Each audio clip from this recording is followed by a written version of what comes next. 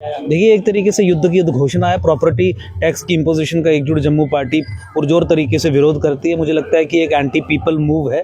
सरकार की जो इनसेंसिटिविटी जम्मू संभाग के लोगों के प्रति है, उसकी एक जीता जागता है कि ये सबूत है कि जहाँ पे आपके खजाने इसलिए खाली हो रहे हैं क्योंकि क्रोनी कैपिटलिज्म को आप बढ़ावा देते हैं। आपके खजाने इसलिए खाली हो रहे हैं क्योंकि चंद लोगों को, चंद बिजनेस हाउसेस को आप गलत तरीके से लोन दिलवाते हैं, वो वापस फ्री पे नहीं हो पाते।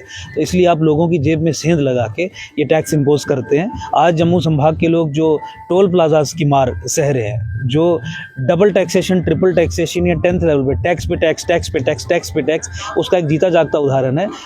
एडिशनली आप प्रॉपर्टी टैक्स इम्पोज करके मुझे लगता है कि लोगों के ज़ख्मों पे नमक डालने का काम कर रहे हैं। ये पॉलिसी के दृष्टिकोण से भी एक गलत निर्णय है।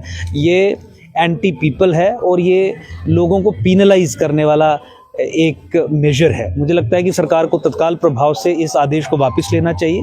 जम्मू कश्मीर में कोई परिस्थिति ऐसी नहीं है कि जहां पे प्रॉपर्टी टैक्स भाजपा सरकार लगाए, इसीलिए इस आदेश को वापस लेके डिक्लेयर करना चाहिए कि जम्मू कश्मीर में प्रॉपर्टी टैक्स नहीं लगेगा। देखिए, किराएदार मकान मालिक को किराया देता है, ये बात समझ आती थी, लेकिन अब मकान मालिक सरकार को अपनी प्रॉपर्टी में रहने का किराया देगा, ये बात समझ नहीं आती।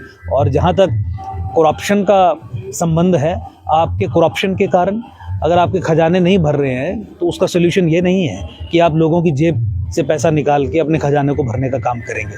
क्रोनी कैपिटलिज्म के चलते, नॉन परफॉर्मिंग एसेट्स के चलते, सेलेक्टेड बिजनेस हाउसेस को लीजेस वगैरह, चाहे वो माइनिंग की हो चाहे वाइन की हो, वो दे के और उसमें जो नुकसान हो रहा है उसकी भरपाई के दृष्टिकोण से आप इस तरीके के टैक्सेस इम्पोज नहीं कर सकते। मुझे लगता है कि सरकार को तत्काल प्रभाव से अपने इस निर्णय को वापस लेना चाहिए। कुछ किस तरह देखते हैं, जम्मू के युवा लगातार बेरोजगार रह रहे हैं और रोजगार की मांग कर रहे हैं, तो वहीं उन्हें दरकिनार करते हुए नए टैक्स जो है वो लगाए जा रहे हैं। देखिए, रोज़गारी की जो समस्या, बेरोज़गारी की जो समस्या जम्मू कश्मीर में है और ख़ासकर जम्मू संभाग के लोग जिसे फेस कर रहे हैं, वो तब तक रिजॉल्व नहीं हो सकती जब तक जम्मू एक सेपरेट स्टेट ना बने।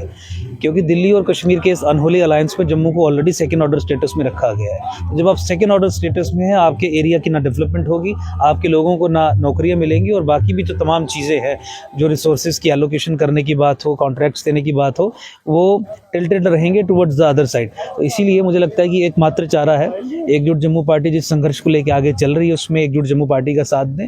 जम्मू को अलग राज्य बनवाने के इस महायुद्ध में, महायज्ञ में आप अपना समर्थन एकजुट जम्मू पार्टी को दें, उसके बाद ही ये समस्याओं का निवारण हो पाएगा।